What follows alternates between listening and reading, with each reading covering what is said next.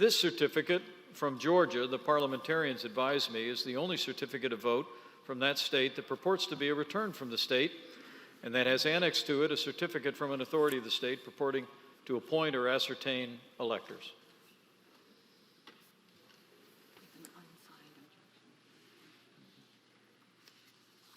Mr. President, the certificate of the electoral vote of the state of Georgia seems to be regular in form and authentic, and it appears therefrom that Joseph R. Biden Jr. of the state of Delaware received 16 votes for president, and Kamala D. Harris of the state of California received 16 votes for vice president.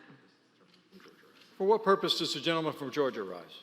Mr. President, myself, members of the Georgia delegation, and some 74 of my Republican colleagues and I object to the electoral votes from the state of Georgia on the grounds that the election conducted on November 3rd was faulty and fraudulent due to unilateral actions by the Secretary of State to unlawfully change the state's election process without approval from the General Assembly, and thereby setting the stage for an unprecedented amount of fraud and irregularities.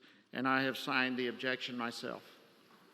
Sections 15 and 17 of Title III of the United States Code require that any objection be presented in writing and signed by a member of the House of Representatives and a senator. Is the objection in writing and signed by a member and a senator? Mr. President, prior to the actions and events of today, we did, but following the events of today, it appears that some senators have withdrawn their objection.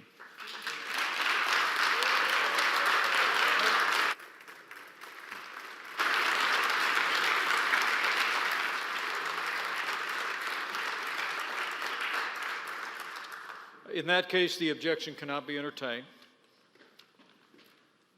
Section 18 of Title III of the United States Code moves us.